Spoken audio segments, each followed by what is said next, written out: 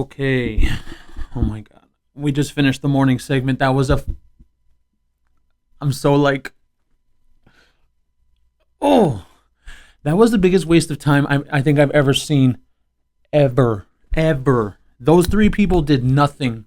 Nothing. Thank you for liking and subscribing. Thank you for staying with me clicking on this video. Look at that. I can't even intro right because this asshole that just got off right now.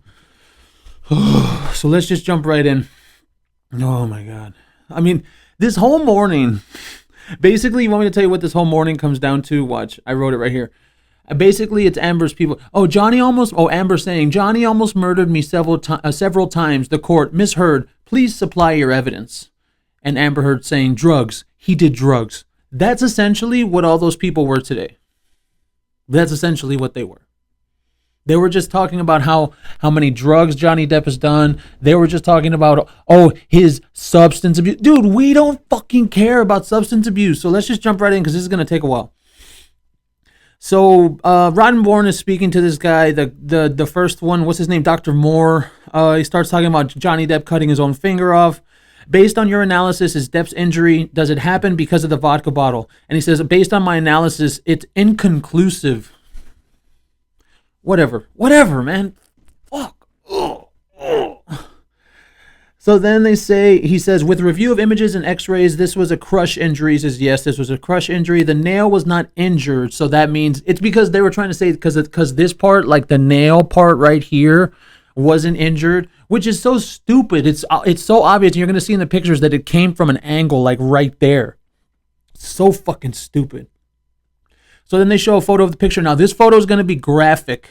So I don't know if YouTube's going to let me do it because, damn, it's like straight up. You can see it right there. That's graphic. Hopefully YouTube doesn't take this down. You can see the tissue loss underneath the finger. And he says because the tissue was lost under the finger rather than at the nail. Roddenborn, not being a doctor, are you saying on an injury like this, there would be an immediate injury to the nail bed? And he says, yes. So then they show the next photo. And you can literally see, dude, if you see in the photo, you can literally see how like it like looks like it hit from over here. And then it really went, right? He's trying to say that the damn bottle was supposed to hit here. So the whole nail should have been fucked. Dude, it's so obvious that it hit over here or on the other side. And you're going to be able to tell from the friggin' x-ray. So then the photo, he literally said, the doctor literally said, I think that could create a fracture, but not in this instance. Talking about the bottle of vodka. And then in the setting of a glass explosion, you'd anticipate other injuries. So because there was no cuts and shit on his hand, whatever. And then Roddenborn says, have you ever seen an injury like this? And he says, not consistent with the images and the x-rays. And he says, this one doesn't appear to be a sharp glass laceration. In other words, because he didn't, because there was no cuts or something. Like, these people are so stupid, man. They did nothing for her. All they did today, you want me to tell you that all that Amber Heard's people, witnesses did today, all they did was annoy the jury. They didn't help her case at all. And then the third dude you're going to see later in this testimony, in this show, excuse me, look at that, I'm so out of it because these people sucked ass. In the last dude was fighting with Johnny Depp's attorney. He was literally fighting with him. Like, man, that's such a bad look for Amber Heard. So then they show the photo of Johnny Depp with a plaster splint. And then they ask him one last time before cross, does Johnny Depp's description line up with the injury? And the guy says no.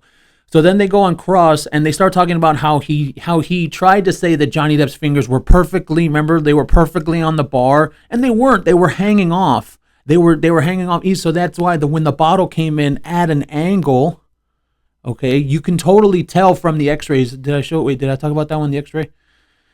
Yeah. And I'll watch it. Look at that x-ray again. You can literally see how it looks like the bottle came in from an angle, and then you can see how the bone is pushed to one side. You can literally see it right there. So then they start cross, and he says, and Vargas went off on him. Camille Vargas, she totally went off on this guy. She talks about his fingers were hanging over the bar, not they were laying flat. He's like, like,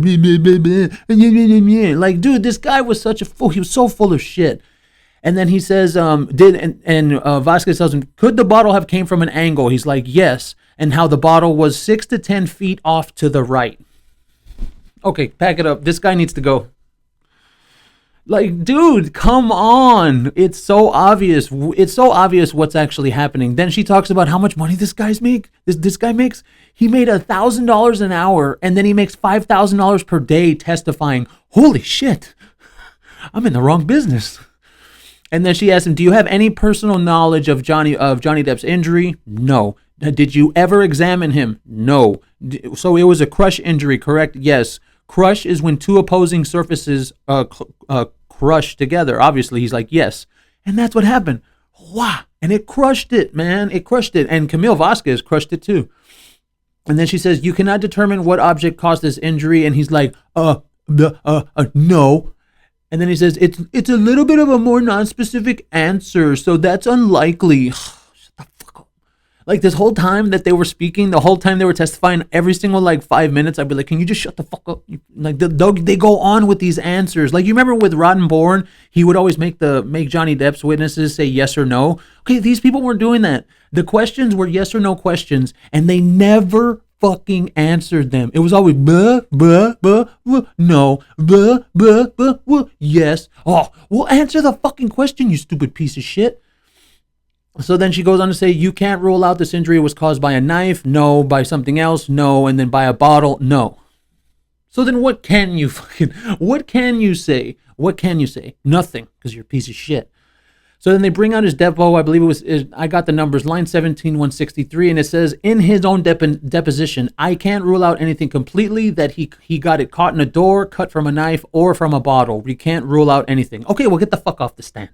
Then get the fuck off the stand if you can't rule out anything. Jesus. So then he says the definitive injury is a crush injury, trying to blame it on the accordion doors, and then the witness tries to keep talking, right? Because that's what they were doing. They wouldn't shut the fuck up. He kept talking. And Camille Vasquez says, this is my time. And I was like, yeah, finally. God damn. If it was me up there, I would have been short of, can you shut the fuck up so I can ask you another question, please, sir? That's what I would have said. Can you shut the fuck up? Thank you. God. And then so she says, so you can't say what injured Depp's finger? He says, no. He says, my assessment is the vodka bottle striking on the top of his finger. That didn't happen. Well, no shit, you fucking piece of shit, because it didn't strike the top. It struck at an angle right there. At an angle like that. Stupid. So then they showed him a photo. Oh, once they showed him this photo, his whole demeanor changed. The whole thing of that area of the bar with all the broken glass, his whole demeanor changed. Like, he was like, and then Camille shows him the photo of the bar where all the broken glass is, and he's like, oh, blah, blah, blah. And he started, it's like, dude. So then they show them the other bar the other part of the bar where they found the finger. He says, Camille tells him, you didn't consider any of this, did you? And he's like, well, no. Okay, well, shut the fuck up, man. Get the fuck off the stand. God damn. Oh. And this is what I had told you about these witnesses. They're all going to be shit. They're not important because they just go up there and they say, it kind of seemed like what these witnesses were doing was just saying whatever the fuck they wanted. Saying whatever Amber Heard's lawyer wanted them to say. So then they bring up the photo, and then they have redirect, which is Rotten Born again. And then Rotten Born tries to say, do you see the size of the bottle? And then they object. Well, you can't really tell that. And then he says, does that bottle appear to have a handle? Objection. Boom. Sustained. Lost. Camille with the objection. She's on point with those objections. Then they bring up the text messages saying, I cut my finger off. We've already established that those text messages were only like that because Johnny Depp was trying to save her and didn't want her to get arrested. Because I think that's where he fucked up. Johnny Depp should have made a report. He should have busted her ass out. But the only reason he didn't is because he really, really loved her. I mean, damn, what was it about this woman? She got beer flavored nipples or something. Like, geez, does she give some amazing sloppy tops? Like, does she use the double hand jerking motion like down there or something? Geez, what is with this chick? So then they start talking about the accordion doors, and then they leave it there, trying to say, and that's how Rotten Born finished the testimony, saying it was because of the accordion doors. Yeah, right. So then they bring in this dude, David Spiegel, and this guy goes off for a while. Yeah, I got him for a while right here. Look at this guy's photo, bro. You couldn't comb your hair or what? I mean, you're coming on in front of millions of people that are watching around the world and in America, and you couldn't comb your fucking hair or what? So they start talking about people abusing drugs, mood behavior, cognition. They start talking about IPV, which is intimate partner violence. And then he says, how frequently do you treat a patient that is a excuse me, perpetuated the violence? No, not perpetuated, perpetrated. Damn it. That has I spelled it wrong here. Perpetrated the violence, and it's only 5 to 10%. So that actually makes sense because only 5 to 10% of patients, sorry, I got a text, of patients, they are the perpetrator, right? Well, no shit, because look at what's actually going on in the case. 5 to 10%, wouldn't it be a low number like that are also the percentage of people that are lying with domestic violence? So that's exactly why that makes sense. How frequently do you treat a patient that is the perpetuator of violence? 5 to 10%. Well, yeah, because Amber Heard is the perpetuator. And that's why they ask questions like that. That's exactly why. So that way people can't be like, well, she started it. Oh, well, the thing is, people that perpetuate violence, they don't go and seek counseling. Yeah, whatever, man. Like, this is the problem with this. All of these witnesses, we've heard all the audios. Nobody's going to believe you. And if you go and watch the stream, you were looking at all the people commenting. None of them believed him. Nothing that happened this morning, nothing helped her case. Nothing. So then they start to say, trauma and IPV are the same, but yet his own practice is split up. Is there any pro literature you've been on? Oh, hold on. Is this the thing? Oh, that's right. They wanted to do voir dire. Sorry, I didn't write that down right here. They were after they brought him in, Johnny Depp's attorney wanted to voir dire the witness, which just means like to check his qualifications.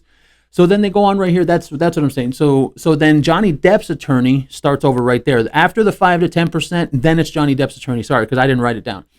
Okay, so then he says, so you're a witness, but only 20% of your practice is IPV. Well, that doesn't sound like a fucking witness to me. You've never written books or articles on IPV? No. It says something about just the title. Okay, why don't you just answer the fucking question? Say yes or no. How about that? Why can't you just say yes or no? You stupid.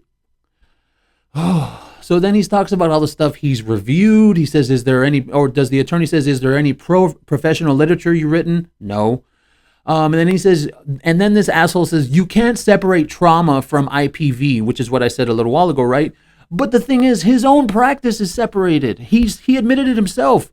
20% of his practice is IPV.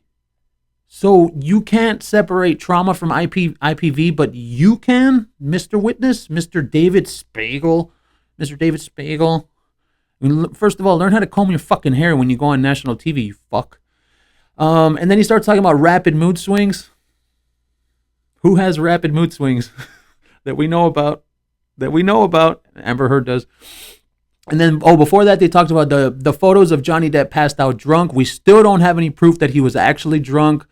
And then after the other part, brings up the video of Johnny Depp slamming cabinets. What? You want to know what it sounded like with this part when he was talking about what he was talking about? It kind of just sounded like he was bringing up all the stuff Johnny Depp did to imply that that's exactly what he's talking about. That's all he was doing. He started listing everything, and he even said writing on mirrors, writing in blood. What the fuck? And he's like, breaking furniture, ruin it. Like, dude, come on! It's so obvious these people coached you. So then he starts talking about the text that Johnny Depp used and the verbiage, and then they got sustained by that. The objection, he says, without giving exact words. So then he's talking about all the vulgar language that's in the text messages, that's supposed to be abuse. He goes on about drug use. What does anything he say have to do with abuse? What does it have to do with abuse? What is, like... I've made this point before, and I'm so sick and tired of making it. We all know that Johnny Depp used drugs. We all know. We don't care. Oh, and then he says Depp has severe abuse issues. He says, tell me about the connections between substance abuse and IPV, and then he goes on a long ass rant. Substance abuse and self-harm. Can someone who cuts themselves or burns themselves, would they cut off their own finger? And he says, that's not a very far jump. Whatever. IPV is recurrent abusive behavior by means of psychological, sexual, physical maltreatment for the purpose of achieving control or maintaining power. Again, that sounds like Amber Heard. He said it again, perpetrators don't seek counseling. Drug use is a risk factor in IPV. And also, by the way, he never mentions that Amber Heard used, never once. Never mentions that she drank wine like it was water. Never mentions that she did coke. Never mentions that she did drugs. Never once. But we're supposed to take him seriously. Really. So then he starts talking about narcissism with IPV. And I want you to listen to this list. Listen to this list because he literally he describes Amber Heard. Narcissism with IPV, poor self-control, rapid mood shifts, undue sense of admiration. They worship control, lack of empathy, keeping people around as long as useful, a sense of entitlement, a need for praise, being envious, and a fragile self-esteem. Dude, you just described Amber Heard, bro. That's what you did. While he was talking, I was literally sitting there and I was writing and I was like, and I was writing and I was writing and I was like, does he know that he just described Amber Heard? What the fuck is he talking about? So then the thing, what evidence do you have that says Depp was narcissistic? And he said the fact that Depp owed him only because she wanted him for her fame. And that jealousy aspects are an example of it. But yet Amber Heard was jealous as well. So that is so stupid. Let's go into, hold on. Damn it, I moved it again. Okay, and then they bring up victim blaming. They bring up gaslighting, both of which Amber Heard has done. Then he says victims aren't perfect. Where have we heard that before? I literally did an entire video yesterday on that, about the media saying she's the imperfect victim. And then today, her witness is saying victims aren't perfect. You see, and it's something like that. I guarantee you her fucking legal team is looking at the media. They're looking at social media. They're breaking the fucking rules. They even released a photo to TMZ. That's breaking the rules right there, man. It's so obvious. Then they talk about warning signs. Again, look at this. Increasing tension, escalations of tension, starting to get angry when you break down communications and nonverbal threats. Okay, so that's twice he's already described Amber Heard, twice. And then he starts talking about something called the Goldman Rule. The Goldman Rule is you don't make diagnoses from people on TV because you haven't met with them, right? That was the Goldman Rule. And then he literally goes on to say that's what he had said about he's never met Depp. He's never spoken with them. He's never had a session. He's never evaluated him. Oh, okay. Okay, so you're full of shit because you just literally admitted that you've never done any of that. So you're breaking the Goldman Rule. The Goldman. Yeah, is it Goldman or Goldwater? One of those two. I have Goldwater here and I got Goldman up there. Probably the damn autocorrect messed it up. But which way? Goldman or Goldwater? I don't know. So then they do a cross, and oh my God, this cross was intense. So he starts, first of all, the guy starts fighting back with Johnny Depp's lawyer. Really? He starts fighting back with him. He brings up the Goldwater rule. A psychiatrist can't be an expert witness without a court order. He starts ranting for minutes and minutes and minutes. And he says, did you testify in your deposition that the Goldwater rule isn't applicable? And he starts ranting again. And eventually after the rant, the answer is no. And then he says every question after his witness. Then the judge. And then they stopped him. And then they stopped him, and the judge literally tells him, you have to answer the questions. You can't rant. So then the attorney tells him, you're not rendering any diagnosis of Mr. Depp today or ever. And after a long bullshit rant, this is like the fifth rant he's gone on. No. All I'm commenting on is his behaviors and traits that are consistent with narcissistic disorder and IPV. Fine, whatever. So then narcissistic personality disorder is a risk factor for IPV. Yes. Borderline personality disorder, which Amber Heard has, is a risk factor for IPV. Amber Heard has that. I mean, because there's only been one diagnosis in this court, and that's Amber Heard having borderline personality disorder. And then he says, what you did was compare Depp's performance in Pirates of the Caribbean, that he watched all those Pirates of the Caribbean movies, and then that's how he says he used as a baseline for some of his opinions. What? You stupid shit. What are you talking about? So then the attorney brings up Willy Wonka, and this dude was like, and then he tells the judge, do I have to answer that question? And the judge tells him again, you have to answer the questions. Dude, this guy was horrible. And then they start talking about correlation. Correlation and causation are the same. Correlation is a risk. Causation is a direct link.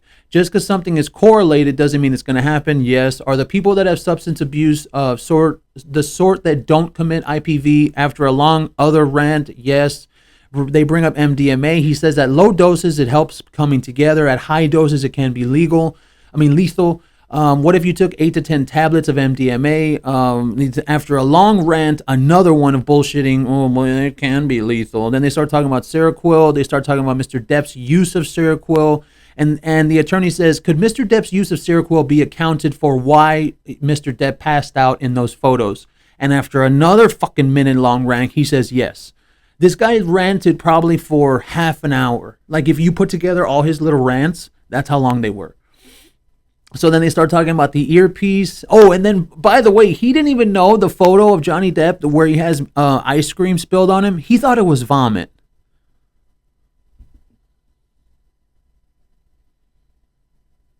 I didn't even want to keep taking notes after he said that. After he said that, and actually we're already done.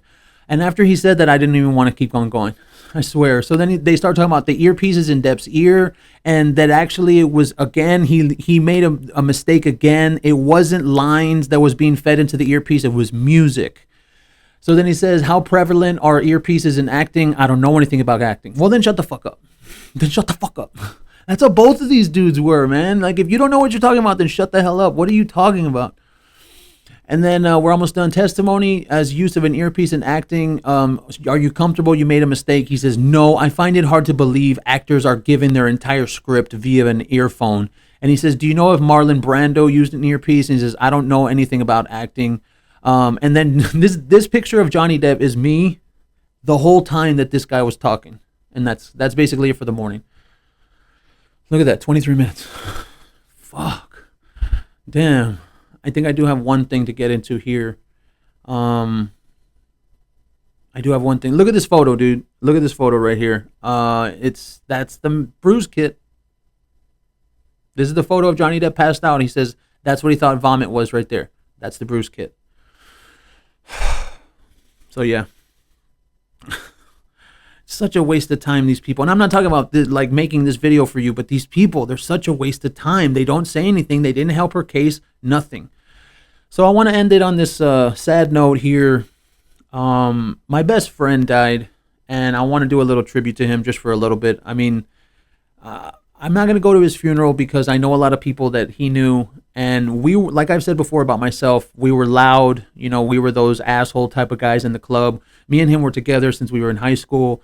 Best friends, and it's tough for me to talk about this, but it's just, you know, like I wanted to do a tribute for him because without that guy, a lot of my past wouldn't have happened. Like he was the type of guy, he was always about pushing. He was always about getting things going, never settle for less. That was some phrase that he liked to use. And this guy got me DJ gigs when I was in my 20s. That's how lethal he was. He was lethal, bro. He would go and he would get a manager of a club, and like 20 minutes would go by and he would come back to me and he'd be like, hey, bro, I got you a DJ job. You're going to DJ here next week. And I'd be like, what the fuck are you talking about? He's like, yeah, man, I got you a job. I was like, okay. And that's the type of guy he was. He was always going forward, always trying hard, always doing what he wanted to. And yes, he was an addict like me. We had our addiction problems. And then the way he died, I'm not going to go into that because it's kind of sad, but he went sober at the end of his life, like straight stone cold sober. He did. And that's when he died. And it's just things like that, you know. You could change your life all you want and something could still happen. I'm not saying like just keep on staying an addict. That's not what I'm saying. I'm just saying Like when I think about his life, we were addicts most of our life, and then I got out of the game and he stayed in. So me and him were like less of friends, not best friends the way we used to be in our 20s. But then here at the end, he really decided, he told me, he's like, Andrew, I don't want to do that shit anymore. I'm not going to be doing any of that shit anymore. And then this happened to him. So it's kind of ironic. It's like those people, that they jump out of planes and shit. They do like extreme sports and then they die from like a car accident. And that's how he passed away. He passed from a car accident. Not in a car, but it's the details I don't want to get into. But so yeah, that's about 3 minutes. I'm still shocked. Like I'm still trying to figure out what to do. And every time I think about him, I just think about how he passed. And I just wanted to do this little tribute for him. So yeah, thank you for liking and subscribing. Thank you for staying with me this long. This was the morning segment of the, I believe this is trial day 20. Trial day. Oh, I didn't even say his name. His name is Juice, Tony Rodriguez. That's why we called him Juice, because back in high school we did Juice, and he was like that. He always had the juice. He had the juice. He had it, and I don't have that. And I won't even sit here and lie. I don't have that thing, that thing right there where my brother had it too. My brother passed away about 5-6 years ago. Or no, 4 or 5 years ago. My big brother, but they had that thing, and I just don't have that. Like I don't have that. Go out and do something. Go out and get it. Go out and do. No, I don't do that. I'm not like that. I'm more of a like this. Sit on TV, voice my opinions, and do stuff like this. They're like all about get out in the world and run your life. I just don't got that. I know my skills, and they had those skills that I didn't have, and that's why they were great. So we just hit 27 minutes. It's going to be a long video, but I had to do that little one for him and for my brother. My brother passed away as well, but that was a while back. So thank you for liking and subscribing. Thank you for staying with me on this one. I know this ending was a little bit downer, but I just wanted to do that for them because they were important to me. And it's kind of tough. It's kind of tough dealing with stuff like that. So we will see what happens. Okay, so yeah, like I said, thank you for liking and subscribing. Thank you for staying with me this long. We will catch you next time.